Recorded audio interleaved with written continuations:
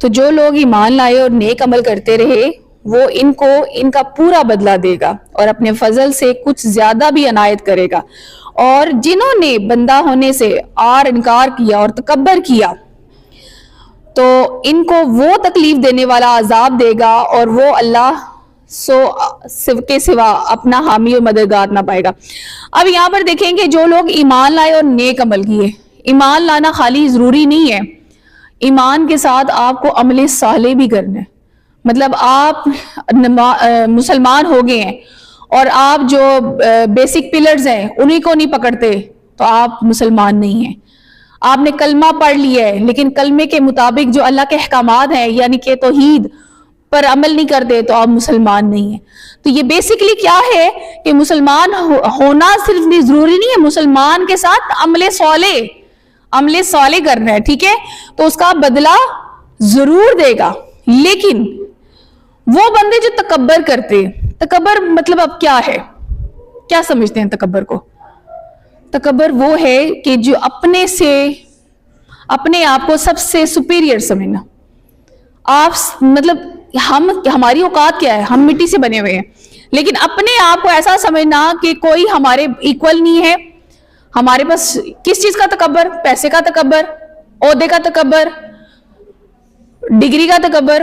تو یہ جو تکبر ہوتا ہے نا انسان کو ہمیشہ گرا دیتا ہے، کیونکہ وہ کہتے ہیں نا کہ جو اکڑی ہوئی چیز ہوتی ہے وہ جلدی ٹوٹ جاتی ہے، اور جو عاجز لوگ ہوتے ہیں یا عاجز چیز ہوتی ہے یا عاجزی میں ہوتے ہیں وہ ایک قسم کے سمجھنے کے اللہ تعالیٰ کو بہت پیارے ہوتے ہیں۔ تو تکبر انسان کو ہمیشہ کیا کرتا ہے، ایک تو دنیا میں بھی اس کو رسوا کرتا ہے اور اللہ کی نظر میں بھی اس کا کوئی مقام نہیں ہوتا۔ تو یہاں پر دیکھیں کہ جو لوگ تکبر کرتے ہیں تو ان کے لیے عذاب ہے، اور اللہ کیوں عذاب ہے؟ جب اللہ تعالیٰ نے ایک منع کیا کہ تکبر نہیں، عاجزی اختیار کرو، تو پھر جب اسی کی احکامات کی پابندی نہیں کریں گے تو کیا ہوگا؟ ٹھکانہ ان کا جہنم ہوگا۔ جی نیکسٹ آیت۔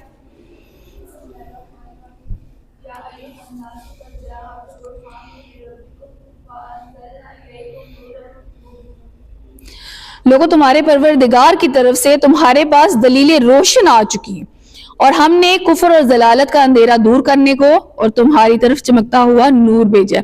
اب یہاں پر دیکھیں قَدْ جَاءَكُمْ بُرْحَانٌ مِّن رَبِّكُمْ، یہ برہان کیا ہے؟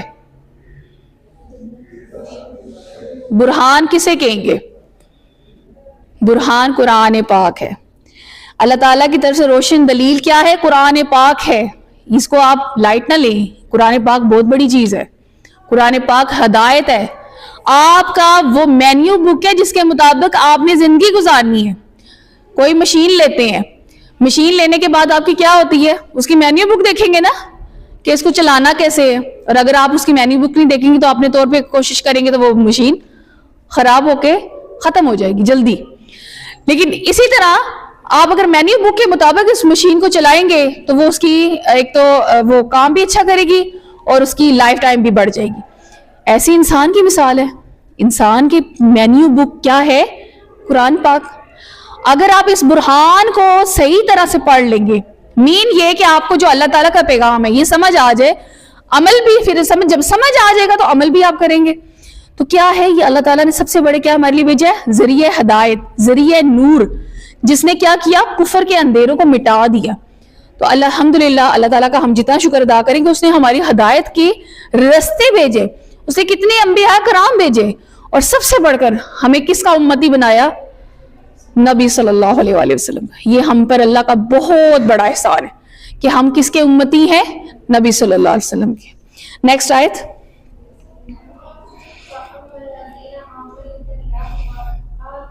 وَاعْتَصَمُوا،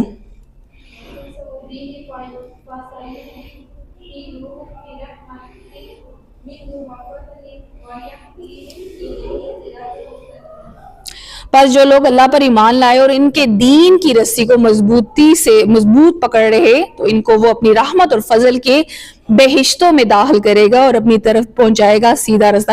اچھا یہاں پر دیکھیں کہ دین یہ وَاعْتَصِمُوا آمنوا باللہ وَاعْتَصِمُوا سے مراد ہے رسی. اب آپ کو رسی سے مراد کیا سمجھ آ رہی ہوگی؟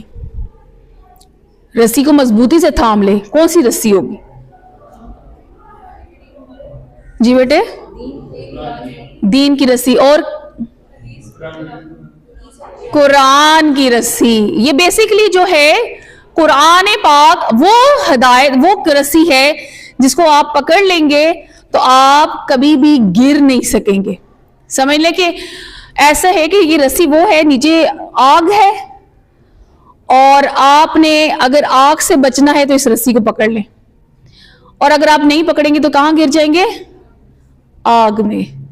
تو چوائس آپ کی ہے, آگ میں گرنا چاہتے ہیں یا کہ آپ اس رسی کو پکڑنا چاہتے ہیں. سمپل مثال ہے. تو اللہ تعالیٰ کیا فرماتا ہے یہاں پہ کہ پس جو لوگ ایمان لائے, مسلمان ہوئے, مومن ہوئے, تو وہ کس کو تھام لے؟ قرآن پاک کو. میں آپ کو ابھی بتا رہی تھی کہ قرآن کو ہمارے لیے سمجھنا بہت ضروری ہے. یہ عربی ٹیکسٹ میں ہے, اس کو مختصراً طور پہ ہم ضرور جانیں گے. ہمارے لیے شاید ہمارے لیے ایک آخری چانس ہو, مائٹ بھی. دیکھیں ہمیں تو اپنی زندگی کا نہیں پتا کہ یہ رمضان آیا اس سے اگر رمضان ہمارے لیے ہو یا نہ ہو, تو اس لیے الحمدللہ کرتے ہوئے ہم نے اس کو قرآن کو سمجھنا ہے اور پھر مضبوطی سے سامنے. تو پھر کیا ہوگا؟ اللہ تعالیٰ ہمیں کیا کتنی خوبصورت بشارت دیتا ہے کہ بہشتوں میں, جنت میں اور اس کے بھی خوبصورت جگہوں میں اللہ تعالیٰ ہمیں داخل کرے گا جہاں پر, اور ایسے رستے دکھائے گا جہاں پر ہمارے لیے آسانی, اب دنیا میں بھی آسانی اور آگے بھی آسانی, جو کہ ہمیشہ کی زندگی ہے. نیکسٹ آیت بچے. یستفتونک, کون پڑھے گا؟ اچھا آپ پڑھیں جی. یستفتون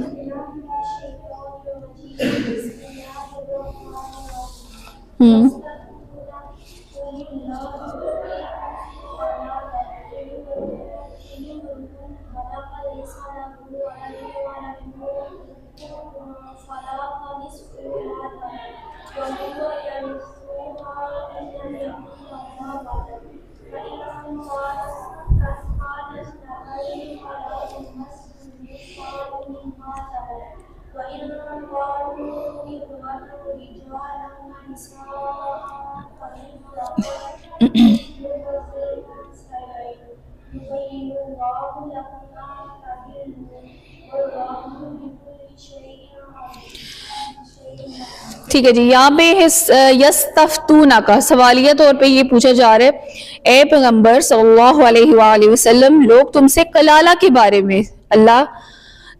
بارے میں اللہ کا حکم دریافت کرتے ہیں. کہہ دو کہ اللہ کلالہ کے بارے میں یہ حکم دیتا ہے کہ اگر کوئی ایسا مرد مر جائے جس کی اولاد نہ ہو اور نہ ماں باپ, اور اس کے سگے بہن اور اس کے بہن ہو اور اس کا بھائی کے ترکے میں آدھا حصہ ملے گا, اور اگر بہن مر جائے تو اس کی اولاد نہ ہو تو اس کے تمام مال کا وارث بھائی ہوگا, اور اگر مرنے والا بھائی کی 2 بہنیں ہوں تو دونوں کی بھائی کے ترکے میں سے 2/3. ٹھیک ہے جی. اور اگر بھائی اور بہن یعنی مرد اور عورت ملے جلے وارث ہوں تو مرد کا حصہ 2 عورتوں کے حصوں کے برابر ہے. یہ کام اللہ تم سے اس لیے بیان فرماتا ہے کہ بھٹکتے نہ پھرو, اور اللہ ہر چیز سے واقف ہے. کتنی خوبصورت ہدایت اللہ تعالیٰ نے یہاں پر دے دی. اس سے پہلے بھی بہت ساری آئی ہیں, اور اللہ تعالیٰ نے طلاق کے بارے میں, اللہ تعالیٰ نے اسی طرح وراثت کے بارے میں, بیٹی کے حق کے بارے میں, بیٹے کے حق کے بارے میں, والدین کے حقوق کے بارے میں, اسی طرح قتل کے بارے میں, اللہ تعالیٰ نے تمام مسائل کا حل قرآن پاک میں پیچھے پاروں میں بتا دی ہے. اب یہاں پر کلالہ کسے کہتے ہیں؟ کلالہ کے معنی میں تھوڑا سا ہے اختلاف ہے کہ مطلب کچھ کہتے ہیں کہ یہ جو ہے جس کے اولاد نہ ہو تو وہ بندہ مر جائے تو اس کا جو ہے, اور کچھ کہتے ہیں کہ اس کے ماں باپ بھی نہ ہو, اولاد بھی نہ ہو, ماں باپ بھی نہ ہو. لیکن جو ہے یہ مطلب اس کے معنی میں تھوڑا اختلاف ہے. لیکن کلالہ بیسیکلی وہ ہوتا ہے کہ جس میں کوئی مرد فوت ہو جائے اور اس کی اولاد نہ ہو. اب اولاد نہ ہو تو اس کی وراثت کو کیسے تقسیم کیا جائے گا؟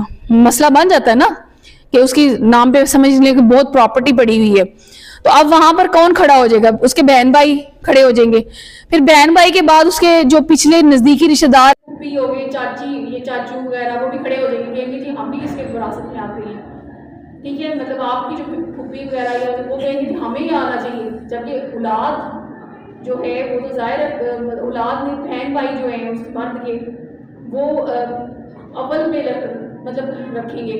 تو یہاں پر دیکھیں کلالہ سے مراد کہ اللہ تعالیٰ اب ان کے لیے حکم دے رہا ہے کہ اس کا مسئلہ کیسے سارٹ آؤٹ کیا جائے گا۔ اول تو یہ کہ اگر اس کے کوئی بہن بھائی ہیں تو بھائی کے لیے وہ ہی ہے کہ ایک آدھا حصہ اور بہنوں کا نصف، ٹھیک ہے، اور اگر بھائی نہیں ہے، بھائی کوئی بھی نہیں ہے، تو کیا ہوگا کہ